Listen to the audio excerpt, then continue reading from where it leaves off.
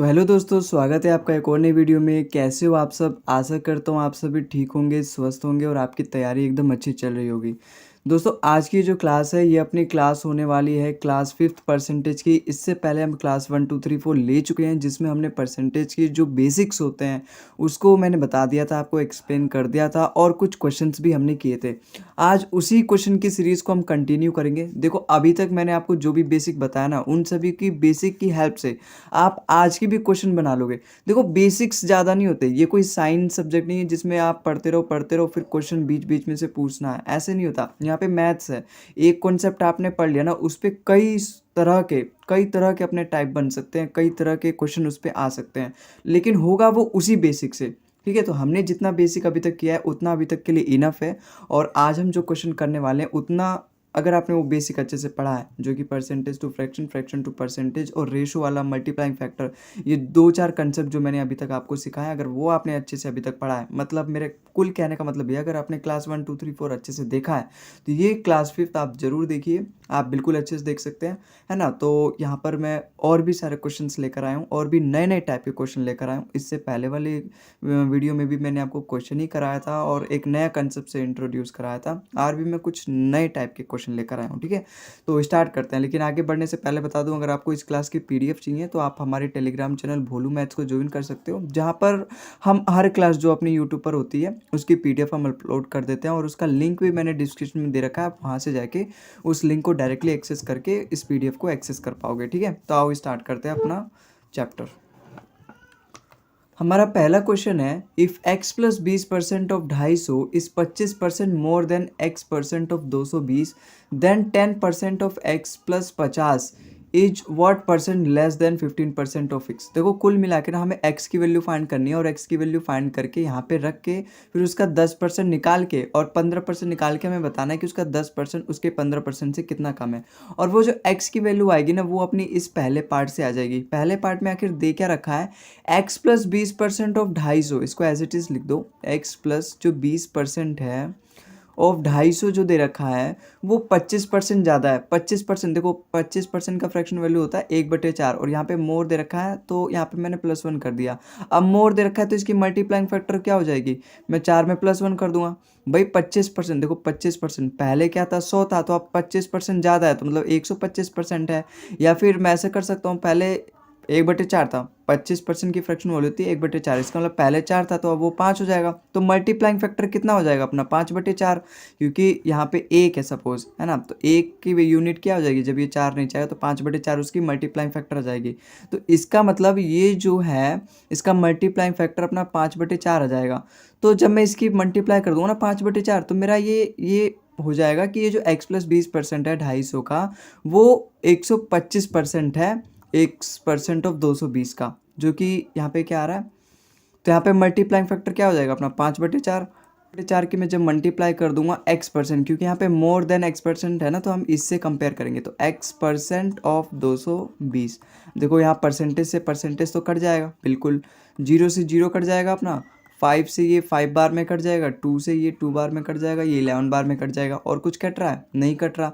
अब देखो, ये जब मैं 2 को उधर लेके जाऊंगा, 5 2 10, 10 की जब मैं x से मल्टीप्लाई करूँगा तो 10x, और जब ये 10x उधर जाएगा, इधर कुछ नहीं है ना, इधर तो केवल 11x है, क्योंकि यहाँ तो सारी चीज़ें कट चुकी हैं। तो केवल यहाँ पे 11 बचा है और x बचा है, तो 11x, और जब इधर से अपना 10x आएगा तो 1x बच जाएगा, तो 1x, क्योंकि 11x में 10x चला जाएगा तो 1x बचा।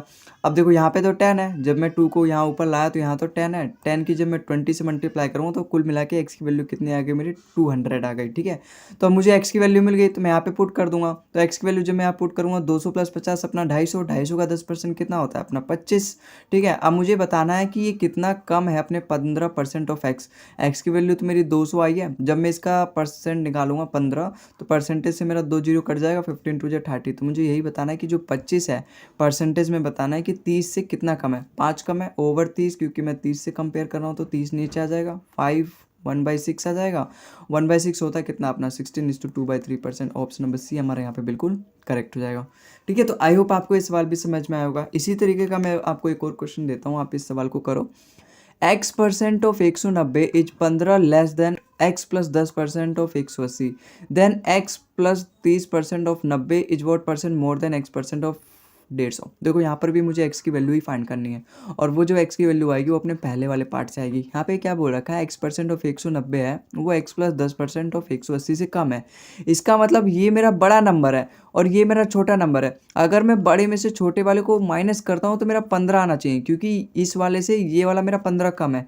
तो कुल मिला के हमारी इक्वेशन क्या बनेगी, x प्लस 10% ऑफ 180 से जब मैं माइनस करूँगा x% ऑफ 190, तो कुल मिला के हमारा कितना आएगा, 15, क्योंकि x% ऑफ 190 हमारा इससे 15 कम है।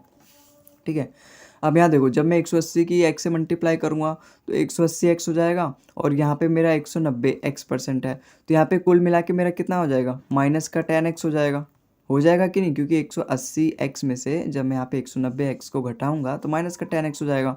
अब यहाँ पे 180 की जब मैं 10 से मल्टीप्लाई करूँगा तो कितना हो जाएगा, 1800 हो जाएगा।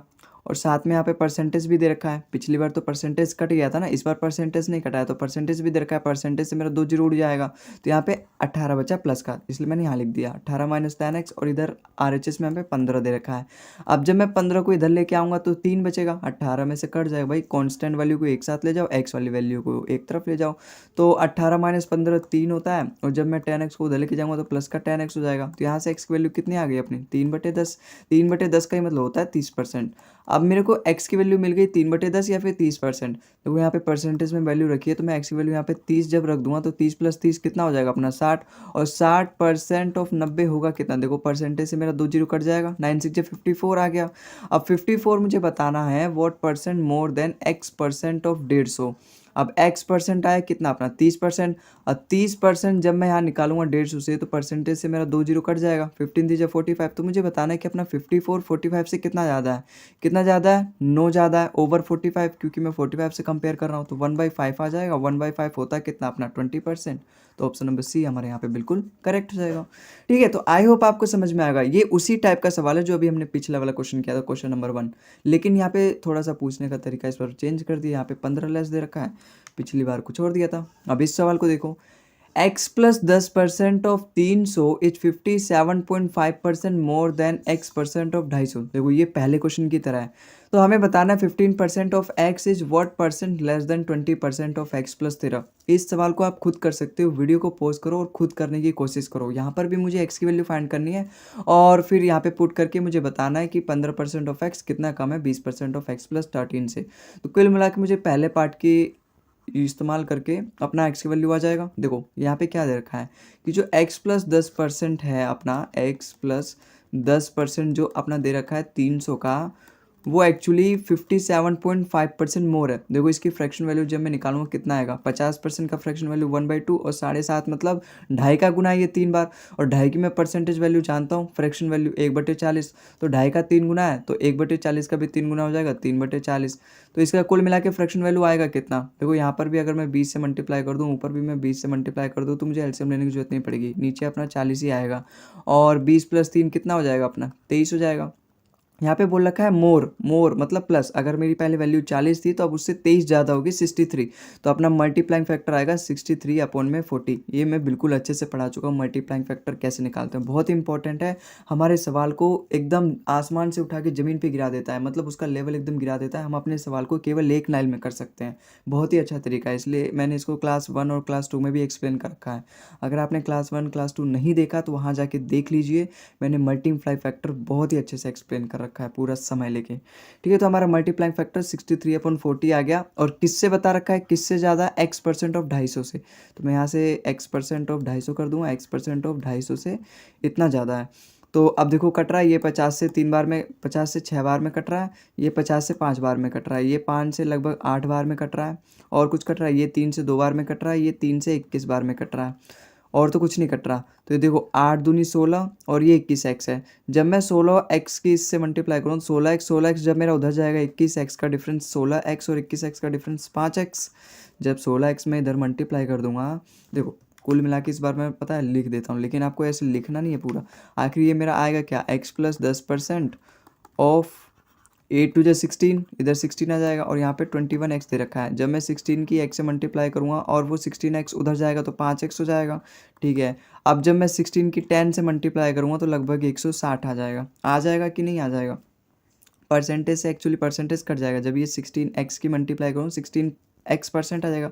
देखो यहाँ पे परसेंटेज से परसेंटेज मेरा कट चुका है, ठीक है। तो परसेंटेज यहाँ पे लिखने की जरूरत है नहीं अब। तो 5x की वैल्यू 160 आ गई, तो x की वैल्यू कितनी आ गई अपनी 32 आ गई, ठीक है। तो अब मुझे फाइंड करना है 15% ऑफ x। भाई इसका 15% निकालूंगा तो मैं कितना आएगा, देखो अगर मैं 10% निकालूँ तो लगभग 3.2 आएगा। 5% इसी का आधा कर दो, 5% कितना आएगा लगभग अपना 1.6। तो 15% जब मैं इन दोनों को प्लस करूँगा 15% आ जाएगा, कितना आएगा अपना लगभग 4.8।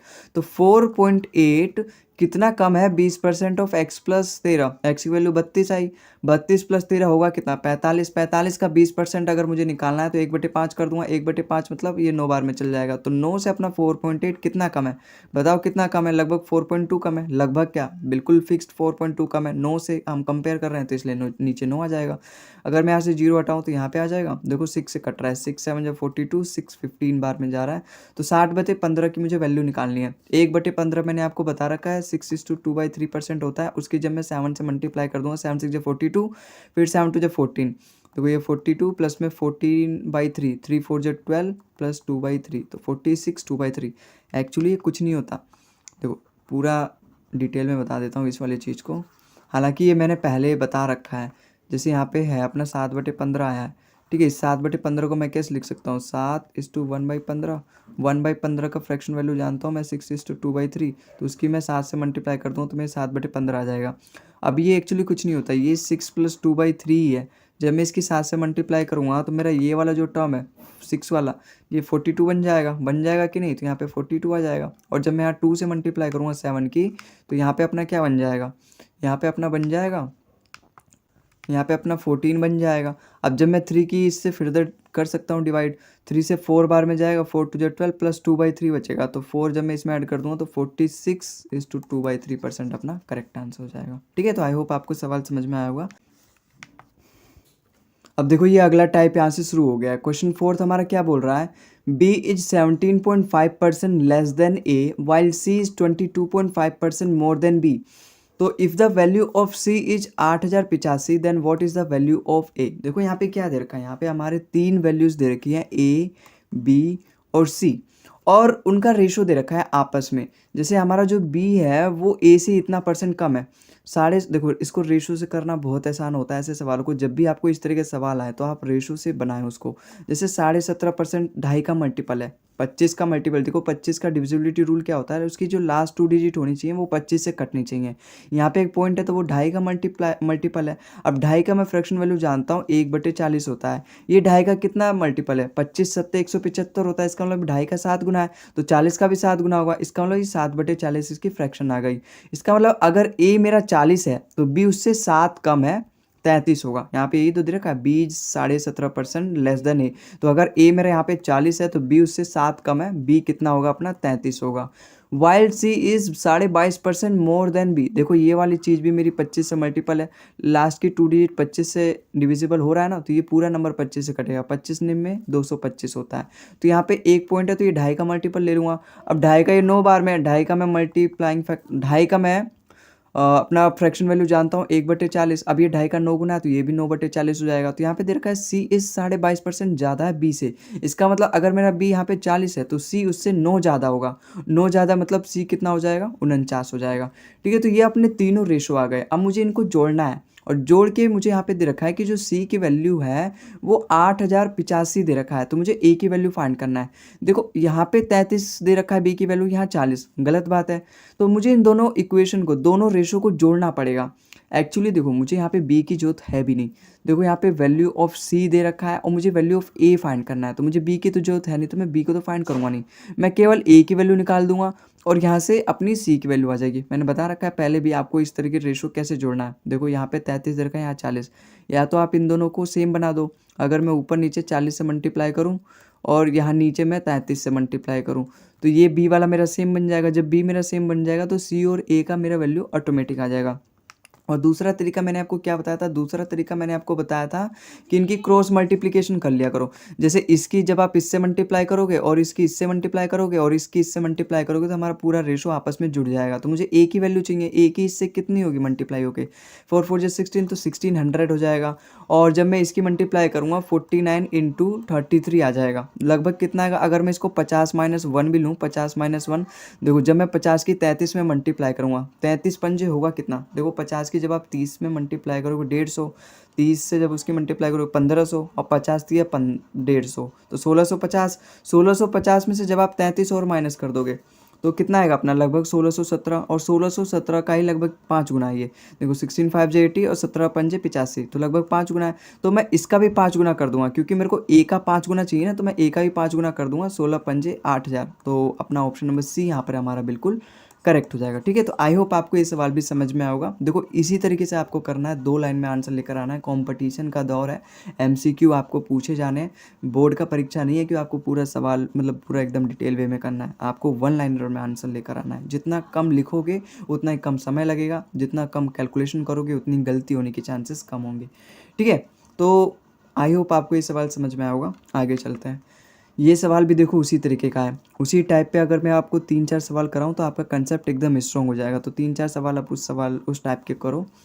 ए इज जो है वो 20% ज़्यादा है बी से, बी जो है वो 25% ज़्यादा है सी से, और सी जो है वो 60% कम है डी से, और जो डी है वो 20% ज़्यादा है ई से। देखो यहाँ पे ए का कंपेयर दे रखा है बी से, बी का कंपैरिजन क्या है सी से, सी का कंपैरिजन क्या है डी से, और डी का कंपैरिजन क्या है क्या ई से। तो अगर मैं ई को लेट कर लूँ अपनी वैल्यू तो मेरा वहाँ से ई डी आ जाएगा, फिर अपना सी आ जाएगा, फिर बी आ जाएगा, फिर अपना ए आ जाएगा। तो देखो यहाँ पे मेरे 5 वैल्यूज़ हैं, ए बी सी डी और ई है। अगर मैं यहाँ पे ई को 100 मान लेता हूँ तो डी मेरा यहाँ पे कितना दे रखा है, डी इज़ 20% मोर देन ई। इसका 20% 20 होगा, 100 का 20% 20 ही तो होता है, तो इससे ज़्यादा है 20%, तो 120 हो जाएगा। सी क्या है, 60% कम है डी से। देखो 60% कम का मतलब क्या है, वो 40% है डी का, और डी का जब मैं 40% निकालूंगा तो कितना आएगा, देखो 40%, परसेंटेज से मेरे 2 जीरो कट जाएंगे, 12 4 से 48, तो अपना सी कितना हो जाएगा, 48 हो जाएगा। फिर यहाँ पे बी क्या दे रखा है, 25% ज़्यादा है। भाई 25% की फ्रैक्शन वैल्यू 1/4 होती है। अब ज़्यादा बोल रखा है तो मल्टीप्लाइंग फैक्टर अपना 5/4 आ जाएगा, तो ये 125% का फ्रैक्शन वैल्यू आ गया। अब जब मैं इसकी मल्टीप्लाई कर दूंगा 48 से तो मेरा बी की वैल्यू आ जाएगी, क्योंकि बी बोला है वो 48 जो कि सी है उसका 125% है, क्योंकि 25% ज़्यादा है। हर वैल्यू अपने आप में 100% है, तो जब 25% ज़्यादा होगा तो 125% हो जाएगा।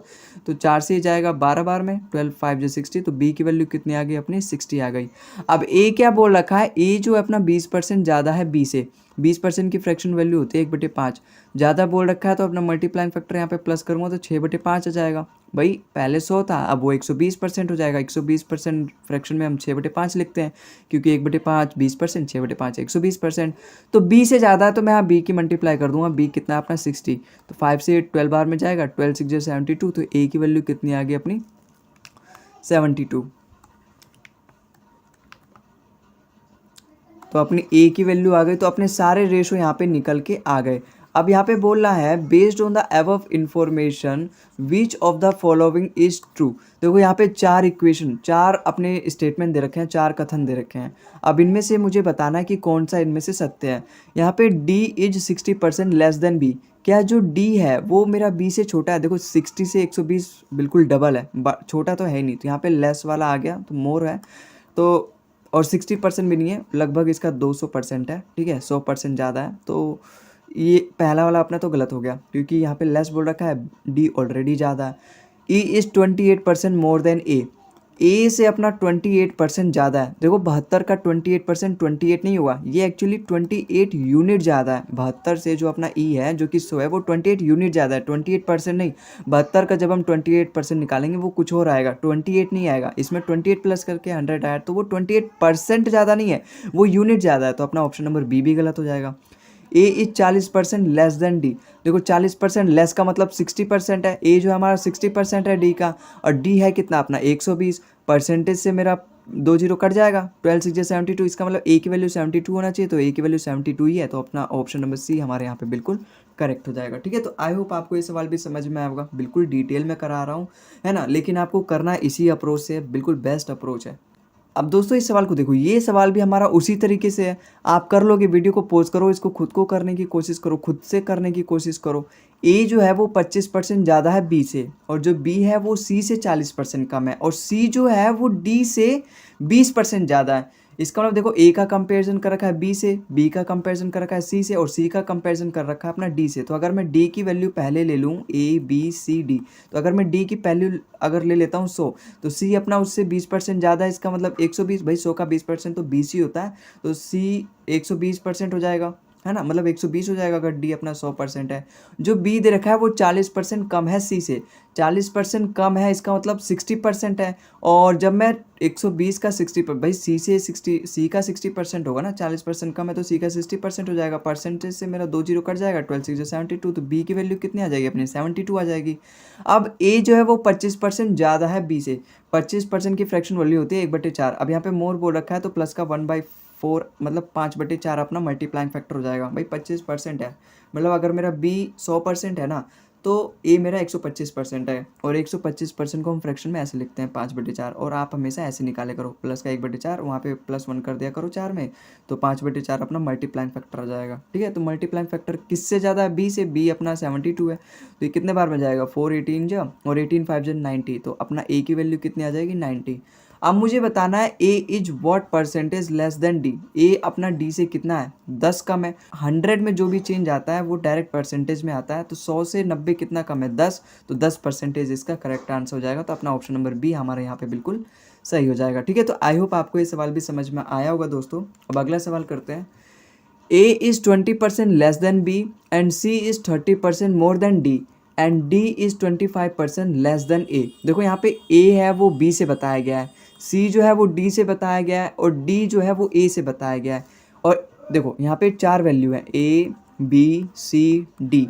डी जो है वो तो मेरा ए से आएगा क्योंकि ए से बताया गया है, और ए मेरा कहाँ से आएगा, बी से आएगा। बी से मिलेगा तो मैं बी को वैल्यू पहले लूँगा, तो बी अगर मेरा 100 है तो ए उससे 20% कम है, इसका मतलब ये कितना है अपना 80 हो जाएगा, क्योंकि 100 का 20% 20 होता है, 20 अगर कम है तो 80 हो जाएगा। ठीक है, 100 में जो भी चेंज होता है वो डायरेक्टली परसेंटेज में आता है। अब सी जो दे रखा है वो 30% ज़्यादा है डी से, तो पहले मुझे डी फाइंड करना पड़ेगा, और डी जो है 25% कम है ए से। भाई 25% कम का मतलब 75%, और 75% का मतलब होता है 3/4, 1/4 अपना 25%, 3/4 75%, मतलब ए का वो 75% है। ए का 75% जब मैं निकालूंगा यहाँ से 4 से 20 बार में चल जाएगा, 20 या 60, तो अपना डी का वैल्यू कितना है, 60 है।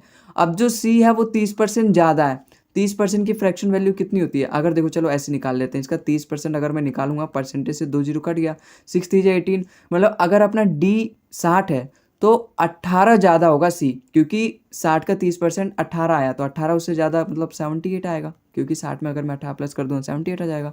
अब मुझे बताना है which of the following is true, तो मुझे यहाँ पर अपनी स्टेटमेंट दे रखी है। अब इसमें से बताना है कि ये जो भी अपना रेशो आया है निकल के क्वेश्चन के कहे अनुसार, उस पर ये कौन सी इक्वेशन, कौन सी यहाँ पे कथन सत्य हो रहा है। देखो बी की वैल्यू जो है वो 0.39 सी दे रखी है, बी की वैल्यू 100 है ना, मतलब उसकी वैल्यू हम वहाँ पे रखेंगे, अगर वो इक्वल आ जाएगा LHS = RHS, तो वो कथन हमारा सत्य है, वो यहाँ पे सूट कर रहा है, वो यहाँ पे सेटिस्फाई कर रहा है।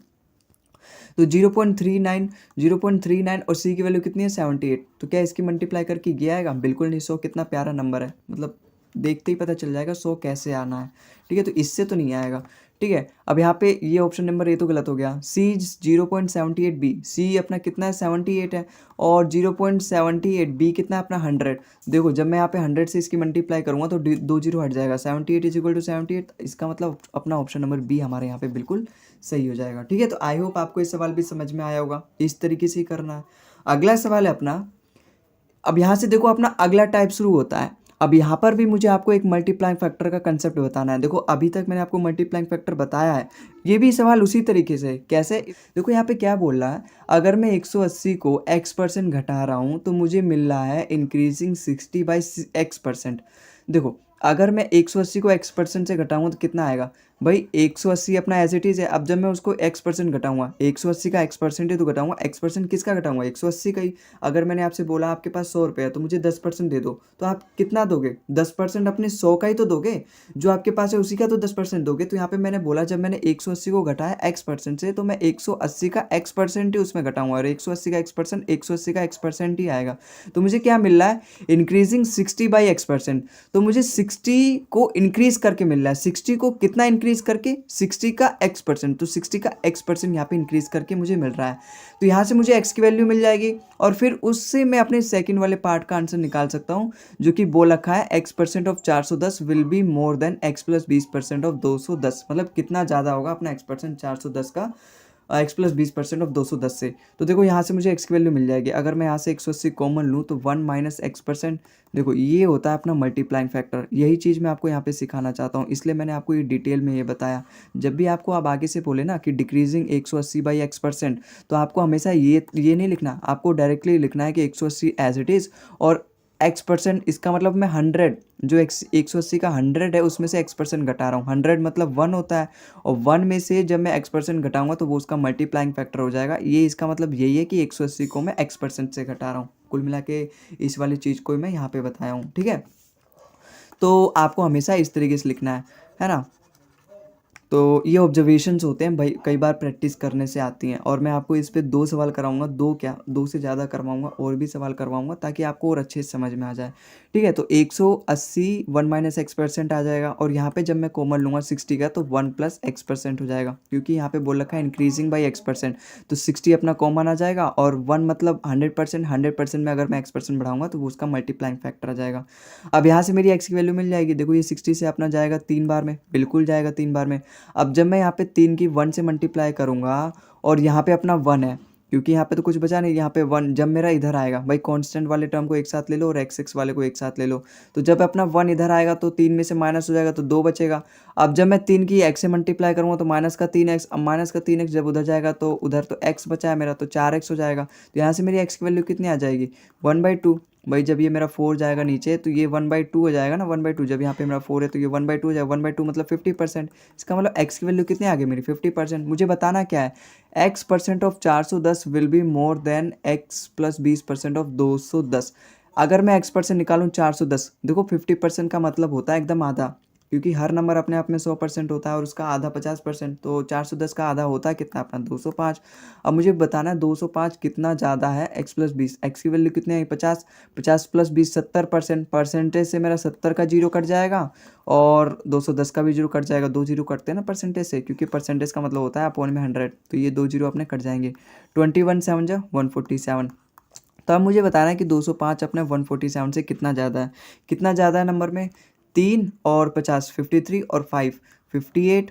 और किससे कंपेयर कर रहा हूँ, 147 से, तो 147 मेरा नीचे आ जाएगा। तो ये कितना ज़्यादा है, देखो मेरे सारे ऑप्शन 36%, 37, 31, 39। देखो अगर मैं इसका 40% निकालूँ, 40% मैं क्यों हिट कर रहा हूँ डायरेक्टली, क्योंकि मैं जानता हूँ 14 4 जो 56 होता है। भाई 40% का मतलब क्या होता है कि मैं इसकी लगभग 4 से मल्टीप्लाई कर रहा हूँ, 14 4 जो 56, और 56 जो है वो लगभग इसके पास है, थोड़ा सा ज़्यादा है ना। तो अगर देखो यहाँ पे 7 भी तो दे रखा है, मैंने तो 40 केवल 14 का मल्टीप्लाई किया 4 से। तो अगर मैं इसका निकालूँ 14 4 जो 56, जीरो से जीरो कट जाएगा, है ना। भाई खुद करके देख लेना, ठीक है। मैं सारी हर एक चीज़ थोड़ा ना बताऊंगा, क्योंकि इससे पहले मैं आपको बता चुका हूँ, ये बेसिक कैलकुलेशन है। चलो मैं बता ही देता हूँ पूरा, क्योंकि अभी आप मुझे लग रहा है बिगनर हो, है ना, तो मैं पूरा खोल के बता देता हूँ।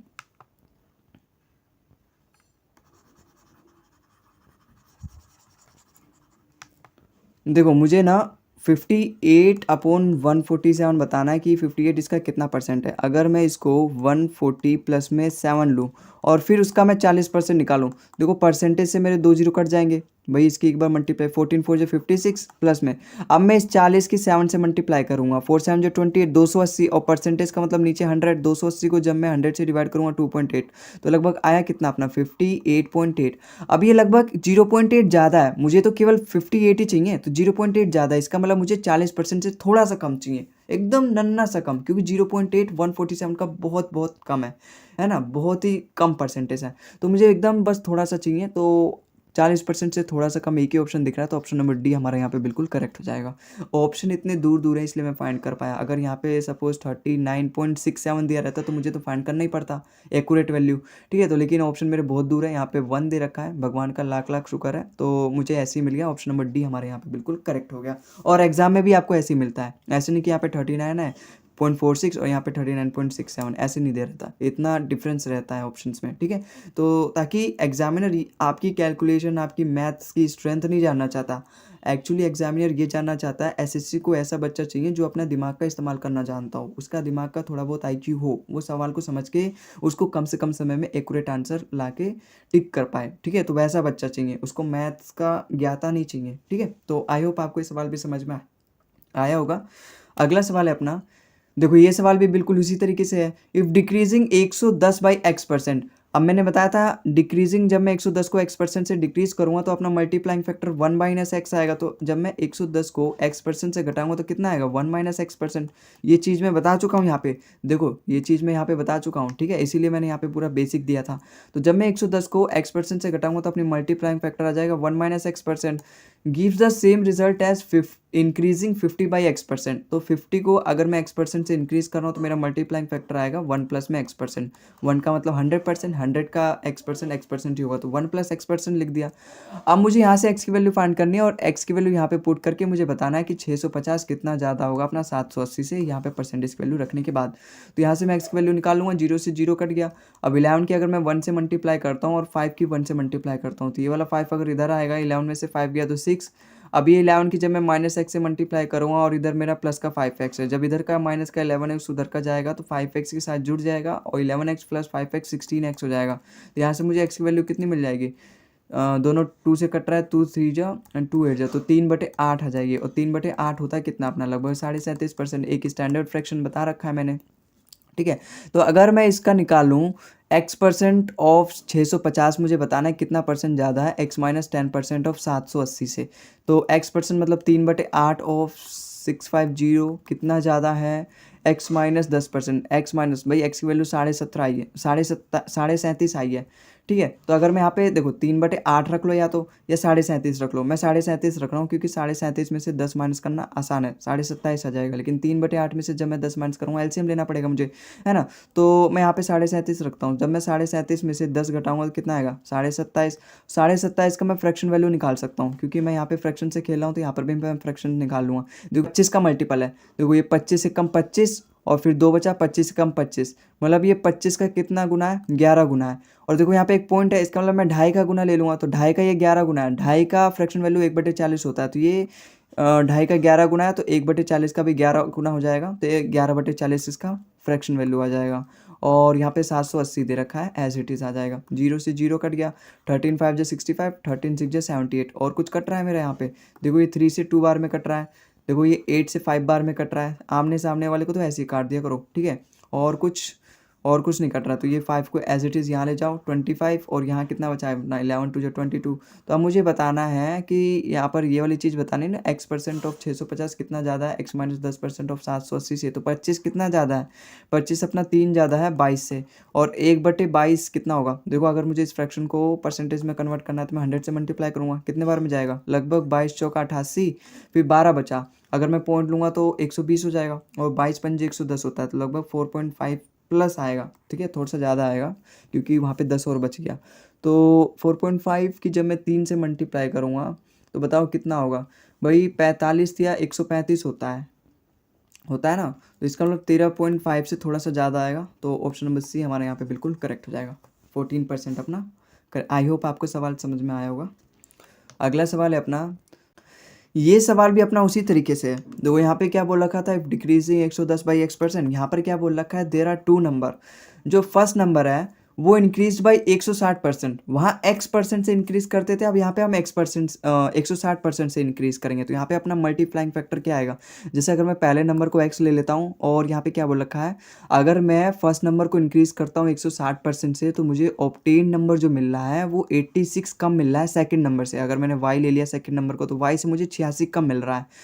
तो फिर मुझे बताना है, इफ़ ही नहीं होगा, यहाँ पे द होगा, if the first number x है अपना, इज इंक्रीज बाई 110, ठीक है। देखो यहाँ पे एक बात गौर करने वाली है, यहाँ पे 110 बोल रखा है, इसका मतलब मैं प्लस करूँगा 110, परसेंटेज नहीं है। यहाँ पे 160 परसेंटेज बोल रखा था, लेकिन यहाँ पे 110 बोल रखा है, तो मैं नंबर प्लस करूँगा।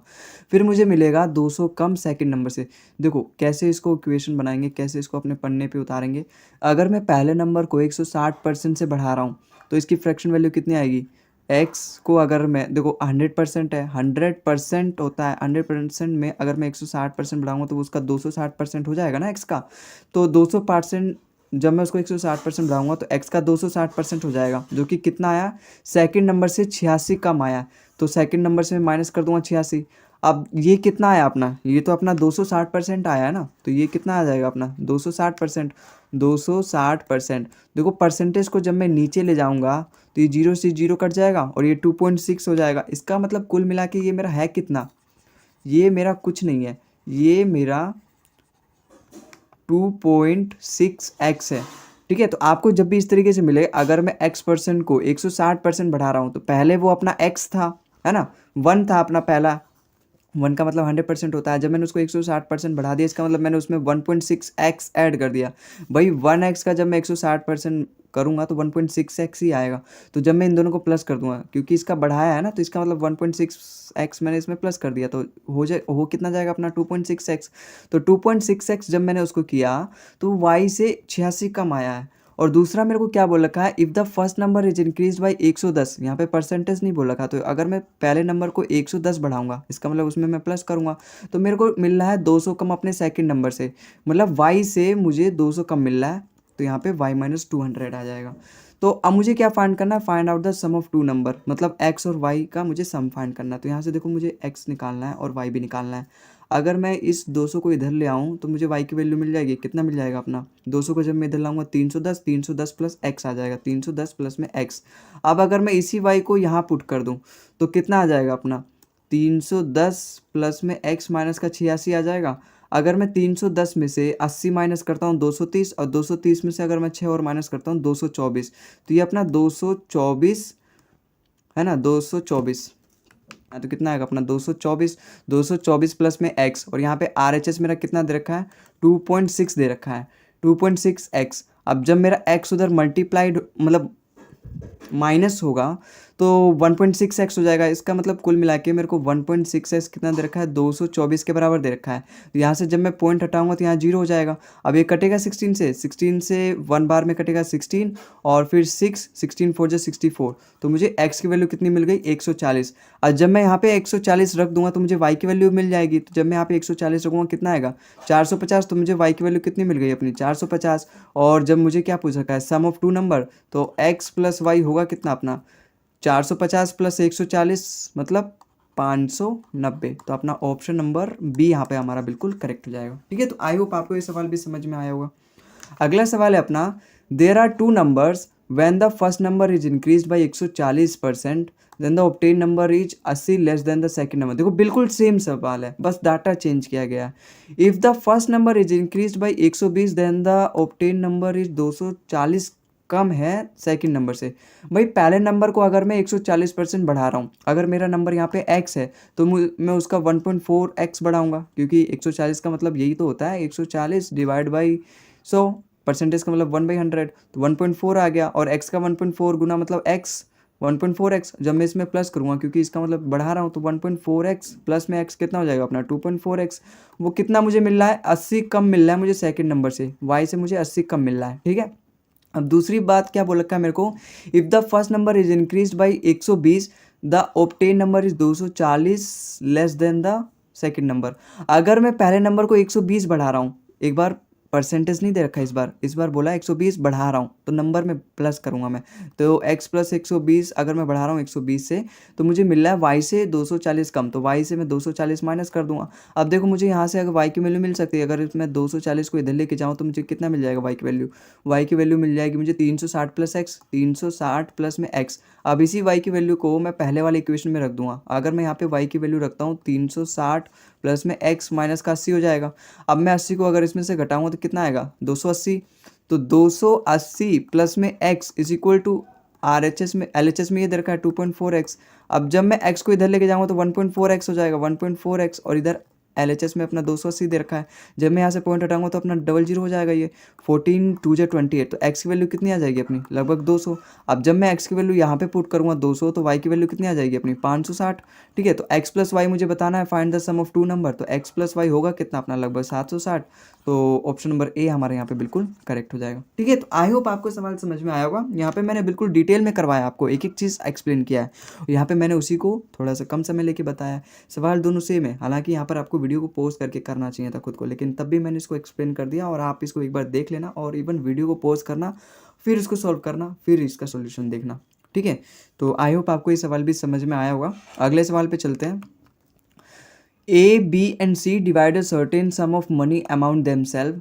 The average of the amount with them is 4520, है ना। मतलब तीन लोग हैं, अब उन्होंने पैसे कमाए और उन्होंने इक्वली अमाउंट, जो कि एवरेज आया, लगभग तीनों के पास 4520 रुपये आए। एवरेज का मतलब क्या होता है, देखो एवरेज का मतलब होता है सम ऑफ ऑल ऑब्जर्वेशन अपॉन में नंबर ऑफ ऑब्जर्वेशन। ठीक है, यही होता है। अगर मेरे पास तीन लोग हैं, जैसे यहाँ पे तीन लोगों ने कमाए हैं, तो तीन लोगों का सम में जब सम में करूँगा ना, A प्लस बी प्लस सी, और यहाँ पे है कितने लोग, नंबर ऑफ ऑब्जर्वेशन मतलब तीन लोग हैं, तो एवरेज मेरा यहाँ पे कितना निकल के आया, 4520 आया। ठीक है, तो अगर मैं बात करूँ A प्लस बी प्लस सी, कुल मिला के इन तीनों ने कितना कमाया, भाई एवरेज का मतलब हर तीनों में से एक एक ने कितना कमाया। तो जब मैं निकालूँ अगर तीनों ने मिलके कितना कमाया, तो ये तीन इधर आ जाएगा, तो A प्लस बी प्लस सी की वैल्यू कितनी आ जाएगी, 4520 गुना 3 आ जाएगी। तो A प्लस बी प्लस सी तीनों ने मिलके कितना कमाया, 4520 और मल्टीप्लाई 3। ठीक है, तो आई होप आपको एवरेज वाला कंसेप्ट समझ में आया होगा। ठीक है, इसको हम अच्छे से पढ़ेंगे अपने एवरेज वाले चैप्टर में। तो अभी के लिए बस मुझे ये बेसिक थोड़ा सा बताना था, है ना। हालांकि ये बेसिक आपको पहले से पता होना चाहिए, लेकिन बिल्कुल मैं स्टार्टिंग से जीरो से पढ़ा रहा हूँ, तो आई होप मैंने समझा बता दूँ। तो ये चीज़ मुझे, इसका मतलब तो ये है, share of A 10:2/3% more than share of B. अब यहाँ पे क्या देना शुरू कर रखा है, अब यहाँ पे ये बोल रखा है जो ए है उसने बी से 10:2/3% ज़्यादा कंट्रीब्यूशन किया है, और सी से 33:1/3% कम दिया है। इसका मतलब अगर ए बी सी, देखो रेशोस करते हैं, 10:2/3% को अगर मैं फ्रैक्शन में चेंज करूँगा, 10 3 30, 30 + 2 32 अपॉन में 3, परसेंटेज का मतलब होता है 1/100। देखो ये 4 से कट रहा है, 4 8 जा 32, 4 25 जा 25 या 75 और 8। इसका मतलब अगर मेरे बी के 75 हैं तो ए के 8 उससे ज़्यादा है। अगर मेरा बी 75 रुपये उसने दिया है, कंट्रीब्यूट किया है, यहाँ पे हम रेशोस कर रहे हैं इसलिए 75 आया है। अगर ए ने बी ने 75 रुपये दिया है तो ए ने उससे ज़्यादा दिया है, यहाँ पे बोला है ना 10:2/3% मोर। तो मोर कितना, 75 का 8 ही होता है अपना 10:2/3%। यहाँ पर हमने निकाल के देखा, तो इसका 8 कितना ज़्यादा होगा, 83। इसका मतलब अगर बी ने 75 रुपये दिए हैं तो ए ने 83 रुपये दिए हैं। और क्या बोल रखा है, 33:1/3% less than share of C. A की बात की गई है, भाई A 10:2/3% more than share of B and 33:1/3% less than share of C. इसका मतलब अगर भाई इसका फ्रैक्शन वैल्यू होता है 1/3। इसका मतलब अगर सी ने 3 रुपये दिए हैं तो ए ने कितने रुपये दिए हैं, 2 रुपये दिए हैं। और यहाँ पे क्या बोल रखा है, इन तीनों का सम एक्चुअली दे रखा है। तीनों का सम मैंने अभी आपको बताया था, एवरेज भाई दे रखा है, तो तीनों का सम मैंने यहाँ पे बताया कितना आ जाएगा अपना 4520। और अगर मैं यहाँ पे रेशो निकाल के अगर तीनों का सम निकालूं तो मुझे रेशो में मिल जाएगा, और यहाँ पे मुझे रियलिटी में दे रखा है। देखो यहाँ पे ए की वैल्यू 83 दे रखी है, और यहाँ पे ए की वैल्यू 2 दे रखी है, 2 दे रखी है, तो मुझे दोनों को सेम बनाना है। तो अगर मैं यहाँ पर भी 2 से मल्टीप्लाई कर दूँ, यहाँ पे 83 से मल्टीप्लाई कर दूँ, दोनों सेम बन जाएगा, और फिर बी और सी ऑटोमेटिकली मेरे यहाँ पे इक्वल रेशो आ जाएंगे अपने, है ना। मतलब जो चाहिए मुझे यहाँ पे जुड़ जाएंगे आपस में। अगर 83 की अगर मैं 2 से मल्टीप्लाई करता हूँ कितना आएगा, 160 और 6 166। 75 की अगर मैं 2 से मल्टीप्लाई करता हूँ 150, और 83 की अगर मैं इससे मल्टीप्लाई करता हूँ 249 आ जाएगा। तो ये अपने तीनों, अगर बी ने 150 दिए तो ए ने 166 रुपये दिए और सी ने 249 रुपये दिए हैं। तीनों ने मिलके कितने रुपए दिए हैं, 200 300 और 50 49, 399 और 66, 465 465 और 100 565, तीनों ने मिलके 565 रुपये दिए हैं। और रियलिटी में कितने दिए हैं, 4520 रुपये दिए हैं। कितने बार में जाएगा, 4520 का 3 गुना दिया है, क्योंकि 4520 तो लगभग हर एक ने दिए ना, एवरेज है ये। और 3 लोग हैं तो 3 से मल्टीप्लाई कर दूंगा तो तीनों ने मिलके दिए, पहले बता चुका हूँ क्वेश्चन को स्टार्ट करने से पहले। तो 565 यहाँ पे तीनों ने मिलके ऐसे दिए हैं, और टोटल कितने दिए, 4520 का 3 गुना कितने से जा रहा है, ये लगभग 113 से जा रहा है। 113 5 बार में और 113 ये 4 बार में 452 हो जाएगा। ठीक है, अब 5 से ये पूरा अपना 40 8 बार में चल जाएगा, तो 8 तिया 24। इसका मतलब एक की वैल्यू कितनी आई है, 24 आई है। अब मुझसे पूछ क्या रखा है, what is the share of B, तो मुझे बी का शेयर बताना है। बी का 150 है, जब एक की वैल्यू 24 है तो 150 का भी 24 गुना कर दूंगा तो 24 आ जाएगा, तो मेरा बी का वैल्यू आ जाएगा। देखो जीरो तो आएगा ही, 24 पंजे 120, जीरो 12 हासिल। 24 की एक में मल्टीप्लाई करूँगा 24, 24 प्लस 12 36, तो 3600 अपना यहाँ पे बी का शेयर आ जाएगा। तो अपना ऑप्शन नंबर सी हमारे यहाँ पे बिल्कुल करेक्ट हो जाएगा। ठीक है, तो आई होप आपको ये सवाल भी समझ में आया होगा। इसी तरीके से आपको सॉल्व करना है। अब इस सवाल को देखो दोस्तों, the income of A is 30% less than income of B and the income of B is 137% more than that of C. If the income of A is 28,500 less than that of B, then income of C मुझे बताना है। देखो यहाँ पे 3 लोग हैं कुल मिला के, ए बी और सी। जो इनकम है ए का वो बी से 30% कम है। इसका मतलब अगर मेरा बी जो है यहाँ पे, देखो इसकी फ्रैक्शन वैल्यू निकाल लेता हूँ, 30% की फ्रैक्शन वैल्यू 3/10। इसका मतलब अगर 10 है तो ए उससे 3 कम है, 3 कम है मतलब 7 है। और यहाँ पे इनकम ऑफ बी जो दे रखा है वो 137.5% सी से ज़्यादा है। 137.5% की फ्रैक्शन वैल्यू कितनी होती है, देखो 100 की 1 होती है और 37.5 की 3/8, तो 8 जब मैं एलसीएम लूँगा तो नीचे तो 8 आएगा, 8 3 11, तो 11/8 इसकी फ्रैक्शन वैल्यू आ जाएगी। तो बी जो है, अगर सी मेरा यहाँ पे 8 है तो बी उससे 11 ज़्यादा है, 19 है। ठीक है, तो ये अपना रेशो आ गया। अब मुझे क्या बोल रखा है, if the income of A is 28,500 less than B, तो ए की अगर इनकम 28,500 कम है, देखो इसके लिए मुझे रेशो को जोड़ना पड़ेगा। इसकी इससे मल्टीप्लाई कर दो, इसकी इससे मल्टीप्लाई कर दो, इसकी इससे मल्टीप्लाई कर दो, अपने सारे रेशो आपस में जुड़ जाएंगे। 19 सत्ते 133, 19 दहा में 190 और 8 दहा में 80। ठीक है, अब यहाँ पे क्या बोल रखा है, इनकम जो ए है वो 28,500 कम है बी से।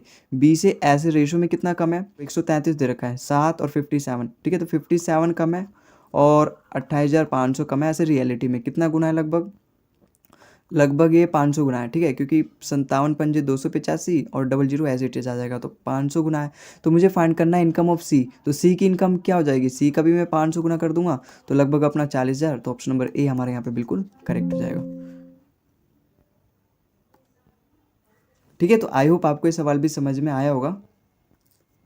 अगला सवाल है हमारा, the income of A is 45% more than the income of B and the income of C is 60% less than the sum of A and B and the income of D is 20% more than the income of C. देखो 4 लोग हैं हमारे, ए B सी और D, और यहाँ पे क्या बोल रखा है कि जो इनकम है ए की वो 45% ज़्यादा है बी से। इसका मतलब अगर बी की इनकम 100 है तो ए की उससे 45 ज़्यादा 145 हो जाएगी। बिल्कुल 100 में जो भी चेंज आता है वो डायरेक्ट परसेंटेज में आता है। यहाँ पे एकदम परसेंटेज एकदम आसान आसान दे रखा है, 20 40 45 20 60 80, इस तरीके से दे तो आप 100 मान के करो, ज़्यादा अच्छा होता है रेशो से।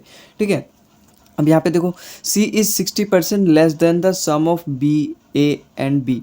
60% लेस का मतलब वो 40% है, और सम ऑफ ए और बी का सम कितना हो जाएगा, 145 और 100 245, और 60% लेस का मतलब वो 40% है। भाई 60% कोई भी चीज़ कम है तो इसका मतलब वो उसका 40%। 40% की फ्रैक्शन वैल्यू कितनी होती है, 2/5, 1/5 20%, 2/5 40%। देखो 5 से चला जाएगा, 5 4 जो 20 एंड 5 9 जो 45, 49 2 जो 98, तो सी हमारा कितना आ गया, 98 आ गया। The income of D is 20% more than that of C, मतलब जो इनकम डी की है वो सी से 20% ज़्यादा है। भाई 20% की फ्रैक्शन वैल्यू होती है 1/5। अब यहाँ पे ज़्यादा है तो मैं यहाँ पे प्लस करूँगा तो ये 6/5 हो जाएगा, 1 प्लस करूँगा ना। अगर 2 होता मतलब 40% होता तो मैं यहाँ पे 2 लिखता, प्लस में 2/5। फिर हमारे मल्टीप्लाइंग फैक्टर कितना आता है, 7/5। लेकिन यहाँ पे देखो ये मल्टीप्लाइंग फैक्टर समझ जाओ, आप बिल्कुल आसानी से सवाल को बना पाओगे। ठीक है, तो अभी क्या बोल रखा है, 20% ज़्यादा है तो प्लस का 1/5 आएगा, और मल्टीप्लाइंग फैक्टर कितना हो जाएगा, 5 में हम प्लस कर देंगे 1, 6/5 हो जाएगा। और किसका बोल रखा है, सी से बोल रखा है, तो सी हमारा कितना है 98, तो कितने बार में जाएगा, देखो ये 5 से 19 बार में जाएगा 95, फिर 3 बच गया जो कि 0.6 बार में जाएगा, तो 19.6 आ गया। अब 19 6 कितना होता है, 114। ठीक है, प्लस में 0.6 के अगर मैं 6 से मल्टीप्लाई करूँगा तो 3.6 आएगा, तो इसका मतलब डी की वैल्यू कितनी आई, 117.6 आई है। ठीक है, if the difference between the income of B and D, अगर बी और डी के बीच में जो डिफरेंस दे रखा है जो कि है 17.6, इसकी वैल्यू दे रखी है सवाल में 13,200, मतलब रेशो में कितना है 17.6 और रियलिटी में कितना है, वैल्यू कितना है 13,200, और मुझे फाइंड करनी है सी से, सी की वैल्यू फाइंड करनी है। देखो ये कितना गुना है, अगर मैं यहाँ से पॉइंट हटाऊँ तो यहाँ पे एक और जीरो लग जाएगा, फिर ठीक है। देखो किससे कट रहे हैं, दोनों 11 से कट रहे हैं, 11 बचे 11, 11 6 जा 66, ये कट रहा है 11 बन जाए 11, 11 2 जा 22, ठीक है। और कट रहा है ये 16 7 जा 112, फिर 16 5 जा 80, तो यहाँ पे ये जीरो तो इसके साथ आ गया ना, इसका मतलब 750 गुना है ये, ठीक है। कितना गुना है, 750 गुना है। तो हमें क्या फाइंड करना है, हमें सी की इनकम फाइंड करनी है, तो 98 का भी 750 गुना होगा, बिल्कुल। आप इस 98 को ना 100 - 2 लिख लो, इससे कैलकुलेशन आपकी एकदम आसान हो जाएगी। देखो यहाँ पे 75 और यहाँ पे एक जीरो है, और यहाँ पे डबल जीरो से जब मैं मल्टीप्लाई करूँ तो कितना हो जाएगा 75,000, और माइनस में जब यहाँ पे 750 की जब मैं 2 से मल्टीप्लाई करूँगा तो 1500 माइनस कर दो तो 73,500, तो ऑप्शन नंबर बी हमारा बिल्कुल करेक्ट हो जाएगा, ठीक है। तो आई होप आपको ये सवाल समझ में आया होगा किस तरीके से करना है इसको, और क्या कंसेप्ट है, वही जो अभी पहले से करते आ रहे हैं उसी तरीके से करना है, बस टाइप अलग है, थोड़ा सा पूछने का तरीका अलग अलग होता है। अगला सवाल है हमारा, for a number greater than 1 the difference between itself and its reciprocal. मतलब कोई भी नंबर है, सपोज मैंने एक नंबर ले लिया है, ठीक है, एक्स ले लिया, ठीक है। अब डिफरेंस दे रखा है उससे और उसके रेसिप्रोकल से, मतलब एक्स और उसका रेसिप्रोकल 1/x, उन दोनों का डिफरेंस जो है भाई, इन दोनों का डिफरेंस देखिए ना, एक्स और उसका रेसिप्रोकल का डिफरेंस जो है 20% of the sum of itself and its reciprocal, जो कि 20% की फ्रैक्शन वैल्यू होती है 1/5, तो 1/5 है उसके और उसके रेसिप्रोकल के सम से, ठीक है। तो क्या हो जाएगा x + 1/x। तो कुल मिला के क्वेश्चन का मतलब ये चीज़ दे रखा है, तो हमें फाइंड करना है by how much percentage the square of the number is less than it's cube. तो यहाँ पे मुझे x की वैल्यू निकालनी है, फिर मुझे बताना है कि जो x का स्क्वायर होगा वो x के क्यूब से कितना कम होगा, ठीक है। देखो यहाँ पे अगर मैं ये 5 की इधर क्रॉस मल्टीप्लिकेशन करूँ तो 5x - 5/x हो जाएगा, इधर कितना बचेगा अपना x + 1/x। जब ये x उधर जाएगा तो कितना हो जाएगा 4x। भाई x वाले को एक टर्म एक साथ ले लो, 1/x वाले को एक साथ ले लो, तो जब ये 5x उधर जाएगा, 5/x उधर जाएगा तो ये 6/x हो जाएगा, ठीक है। ये कटता है 2 से 2 बार में, 2 से 3 बार में, तो x² की वैल्यू कितनी आ गई अपनी 3/2। तो यहाँ से x की वैल्यू कितनी आ गई अपनी √3/2 आ गई, ठीक है। x² की वैल्यू यहाँ पे 3/2 आई है, तो यहाँ पे x की वैल्यू √3/2 आई है। अब यहाँ पे बोल रखा है कि square of the number less than it's cube.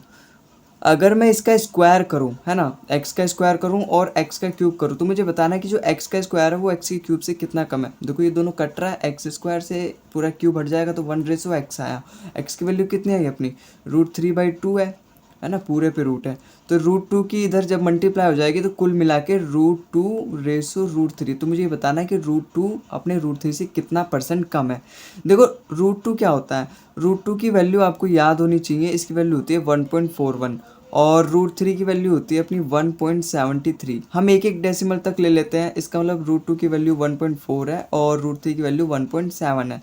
जब मैं पॉइंट से दोनों तरफ हटाऊंगा तो दोनों तरफ पॉइंट हो जाएगा। तो मुझे बताना है कि 14 जो है वो 17 से कितना कम है, 3 कम है ओवर 17, क्योंकि मैं 17 से कंपेयर कर रहा हूँ जो कि क्यूब है। भाई यहाँ पे क्यूब, यहाँ पे मैंने सॉल्व किया 1/x आया, x की वैल्यू 3 आ गई √3, और यहाँ पे 1 की जगह √2 से मल्टीप्लाई हो गया। अब मुझे 3/17 की वैल्यू फाइंड करनी है। देखो मैंने 1/17 आपको बता रखा है 5.88 आता है, और अगर नहीं आपको पता है, अगर आपको नहीं याद है तो आप जाके या तो पहले देख लो या फिर यहाँ पे 100 से मल्टीप्लाई करके इसकी वैल्यू सॉल्व कर लो। 5 3 जा 15 और 8 3 जा 24, तो लगभग 17 पॉइंट समथिंग आएगा, ठीक है। 17 से ज़्यादा आएगा, और एक ही ऑप्शन है, ऑप्शन नंबर बी हमारा बिल्कुल 17.5 के आसपास है, तो ऑप्शन नंबर बी इसका बिल्कुल करेक्ट हो जाएगा, ठीक है। तो आई होप आपको ये सवाल भी समझ में आया होगा। अगले सवाल पे चलते हैं। If 427.27% of a number is added with 1/3 of itself then it becomes 12,920, then find the 20% of the original number. मतलब कोई भी नंबर है, सपोज मेरे पास कोई भी नंबर है x है, उसका अगर मैंने 427.27% ऐड कर दिया उसके 1/3 से, ठीक है, इटसेल्फ बोला ना, तो उसी के 1/3 से, तो वो मेरा 12,920 बन रहा है। कुल मिला के क्वेश्चन क्या बन रहा है, क्वेश्चन के अनुसार देखो 427 पॉइंट है, अगर मैं इसको फ्रैक्शन में कन्वर्ट करूँ तो कैसे ऐसे लिख सकता हूँ, 4 + 27.27, बिल्कुल 4 की फ्रैक्शन वैल्यू तो 4 ही होगी, देखो ये 9.09 का मल्टीपल है, और 9.09 एक फ्रैक्शन में जानता हूँ जो कि 1/11 है। ये इसका 3 गुना है, तो ये भी इसका 3 गुना हो जाएगा, तो 3/11 इसकी फ्रैक्शन वैल्यू हो जाएगी। तो ये एक्स से तो मल्टीप्लाई होगी ना, 427.27% ऑफ एक्स, तो ये अपनी फ्रैक्शन वैल्यू आ गई। हालांकि ये पूरा मिला के होगा क्या, ये जो है अपना यहाँ पे फ्रैक्शन देखो, 11 4 जब 44, 44 + 3 47/11 मिलके पूरा ये होगा। तो ये अपना पूरा फ्रैक्शन वैल्यू आया किसका, इसका 47/11 एक्स प्लस में added with 1/3 of it self. इसका मतलब जो एक्स है मेरा नंबर, अगर मैं उसके 1/3 से ऐड कर दूं, जो कि एक्स को मैं 3 से डिवाइड कर दूं तो आ जाएगा। तो जब मुझे नंबर मिल रहा है वो कितना मिल रहा है, 12920। तो मुझे उस नंबर का 20% फाइंड करना है, ठीक है। अब देखो अगर मैं इन दोनों को प्लस करूं कितना आएगा, एलसीएम कितना आएगा मेरा 33, 11 3 जो 33 और 47 दिया कितना आएगा अपना, देखो 120 और 21 141 एक्स प्लस में ये कितने बार मिल जाएगा, 11 बार में, और 11 की जब मैं एक्स से मल्टीप्लाई करूँगा तो 11x। तो कुल मिला के मेरा अपना न्यूमरेटर कितना आया, न्यूमरेटर आ जाएगा अपना 152x, बिल्कुल आ जाएगा 152x। और यहाँ पे कितना दे रखा है 12920। देखो किससे कट रहा है, ये कट रहा है अपना 19 8 152, 19 छिक्का 114, 9 6 15, 19 8 152, ठीक है। फिर जीरो से कट गया, 8 से 8 8 जो 64 और 8 5 जो 40। तो x की वैल्यू कितनी आ गई अपनी 85 गुना 33 आ गई। अब मुझे देखो x की वैल्यू मिल गई, अब मुझे इसका 20% फाइंड करना है। 20% की फ्रैक्शन वैल्यू होती है 1/5, ठीक है। 5 से चल जाएगा 17 बार में, 17 तिया 51, ठीक है, मतलब 510 और 51 मतलब 561। तो ऑप्शन नंबर ए अपना बिल्कुल करेक्ट हो जाएगा, ठीक है। तो आई होप आपको ये सवाल फिर से समझ में आया होगा, ठीक है। इसी तरीके से इसको करना है। देखो यहाँ पर भी तो मैं जब करवा रहा हूँ तो बहुत ज़्यादा पूरा लंबे लंबे आंसर्स और इतना बड़ा बड़ा है, लेकिन जब आप खुद करोगे ना तब आप ये सारी कैलकुलेशन थोड़ा ना लिखोगे, डायरेक्ट पॉइंट पॉइंट वाले केवल पॉइंट लिखोगे आप, ठीक है। तो एग्ज़ाम में तो केवल जब आप इस तरीके से करोगे तो आपको केवल मैक्सिमम आपको 30 सेकेंड 40 सेकेंड लग सकता है, वरना 20-30 सेकेंड में ये सवाल होने वाला है, ठीक है। अगला सवाल है अपना, If a student multiplied a number by 7/12 instead of 11/16, then find the percentage error in calculation। देखो ये बहुत ही अच्छा सवाल है, ये 2-3 बार रिपीट हो चुका है, ठीक है। और ये सवाल देखो क्या बोल रखा है, एक है स्टूडेंट जिसने एक नंबर उसे मल्टीप्लाइड करनी थी 11/16, भाई इंस्टेड का मतलब उसके बजाय 11/16 के बजाय उसने 7/12 से मल्टीप्लाई कर दी। तो मुझे फाइंड करना है उसने कितना एरर किया। जैसे मैं आपसे बोलूँ, आपके पास मतलब मान लो आपने किसी भी कैलकुलेशन करके आपको 100 नंबर लाना है, ठीक है, 100 मार्क्स लेकर आने हैं या फिर 100 नंबर लेकर आना है, लेकिन आप लाए कितना 98 लाए। जैसे आपने कैलकुलेशन किया उसका आंसर तो 100 है, लेकिन आपका 98 आ रहा है, तो कितना परसेंट एरर आ रहा है, 2% एयर फेयर हो रहा है ना, 2% की हेरा फेरी हो रही है। तो वही मुझे यहाँ पे बताना है कि जब एक बच्चा है जो स्टूडेंट है विद्यार्थी है, उसको 11/16 से जो मल्टीप्लाई करके आना था, लेकिन उसने उसकी बजाय 7/12 से मल्टीप्लाई किया है, तो हमें कितना परसेंट एरर देखने को मिला, कितना परसेंट इधर उधर देखने को मिला है। देखो 7/12 से उसने मल्टीप्लाई कर दिया, लेकिन उसको करना था 11/16 से। तो मुझे पता करना है कि ये कितना परसेंट कम है या फिर कितना परसेंट ज़्यादा है, तभी तो एरर पता चल जाएगा कितना परसेंट कम है कितना परसेंट ज़्यादा है। तो अगर मैं इसको इंटीजर में कन्वर्ट कर लूँ तो बहुत आसान हो जाएगा मेरे लिए। भाई इन्वर्ट जैसे मैं इंटीजर जैसे मैं आपसे पूछूँ, जैसे 4 और 5 से 4 कितना कम है, एक कम है, 1/5 तो कितना कम है 20%। तो अगर मैं इसे भी इंटीजर में कन्वर्ट कर लूँ तो मेरे लिए बहुत आसान हो जाएगा कितना परसेंट एरर है। और इंटीजर में कन्वर्ट करने के लिए आप इन दोनों का एलसीएम ले लो, 16 और 12 का एलसीएम कितना आएगा 48। 48 सबसे छोटा नंबर है जो दोनों से डिवाइड होगा, तो 48 से आप दोनों की मल्टीप्लाई कर दोगे ना यहाँ पे, तो अपना इंटीजर में कन्वर्ट हो जाएगा। 12 4 जब 48, 16 3 जब 48, ठीक है। तो 7 4 जब 28 आ गया, और रेशो में 11 3 जब 33।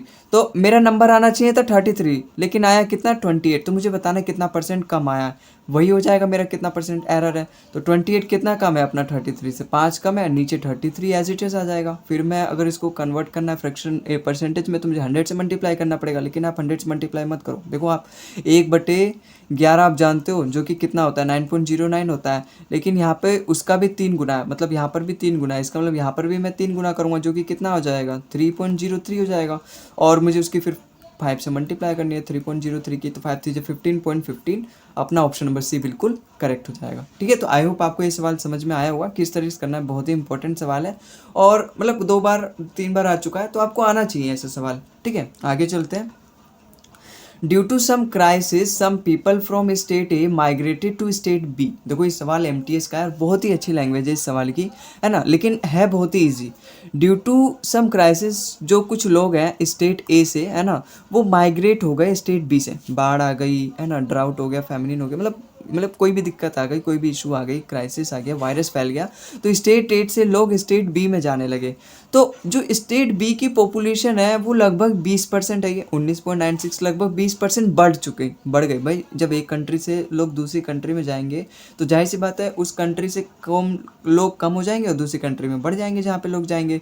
तो 20% जो जहाँ पे गए वहाँ पे उसकी जो आबादी है वो बढ़ गई है, ठीक है। हाउएवर जब वो वायरस वगैरह ख़त्म हुआ, जब वो बीमारी ठीक हुई, जब वो क्राइसिस सब कुछ ठीक हुआ बाद में, तो जो स्टेट ए में थे पहले के निवासी, वो स्टेट ए अपने वापस आ गए, रिटर्न हो गए, ठीक है। तो मुझे बताना है कि percentage, by what percentage did the population of state be decrease. देखो क्या हुआ, एक स्टेट ए है एक स्टेट बी है, यहाँ पे कुछ क्राइसिस हुआ ना, तो यहाँ के कुछ लोग यहाँ पे चले गए, जिससे कि यहाँ पे 20% जो पॉपुलेशन है वो बढ़ गई। जब यहाँ पे वो बीमारी ठीक हो गई या फिर जो भी इशू आए थे, क्राइसिस आए थे, जब वो ठीक हो गई, तो ये 20% जो लोग हैं ना वो वापस आ गए अपने घर, है ना, आना पड़ेगा उन्हें, उनका घर सब सेटअप काम वाम सब वहीं चलता है, तो 20% वहाँ पर वापस आ गए। तो जब यहाँ पे 20% बढ़ चुके थे, वो वहाँ की आबादी हो चुकी है, ठीक है। अब जब ये 20% यहाँ पे आ गए, तो मुझे बताना है कि जब जो यहाँ पे आबादी हो चुकी थी उसका कितना परसेंट कम हुआ है।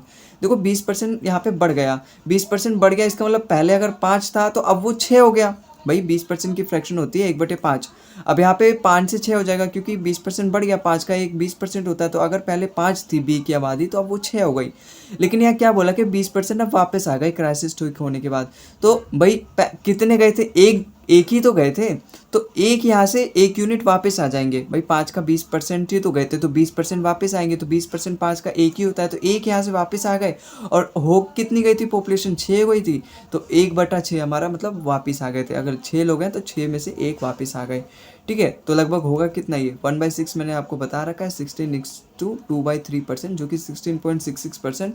अपना ऑप्शन नंबर 20 का बिल्कुल करेक्ट आंसर हो जाएगा, ठीक है। तो आई होप आपको सवाल समझ में आएगा, बहुत ही अच्छा सवाल है, लैंग्वेज अच्छी है, लेकिन सवाल बहुत ही ईजी है।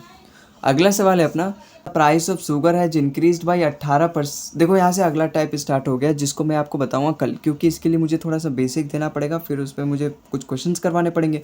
वीडियो की लेंथ भी आज ज़्यादा हो गई है, लेकिन ये इंपॉर्टेंट टाइप है, ठीक है, तो इसको आप स्किप नहीं कर सकते हो, बहुत ही इंपॉर्टेंट टाइप है ये परसेंटेज चैप्टर का। तो इसको हम कल कवर करेंगे, इसके लिए कुछ बेसिक वगैरह भी देना पड़ेगा, तो वीडियो की लेंथ और भी ज़्यादा हो जाएगी, ठीक है। तो इसको हम कल कवर करेंगे।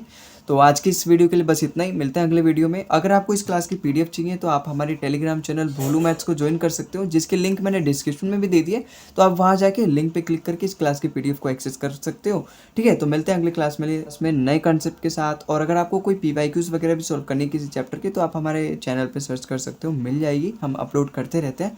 तो आज की इस वीडियो के लिए बस इतना ही, अगले वीडियो में मिलते हैं, तब तक के लिए tata bye bye and thank you for watching the video.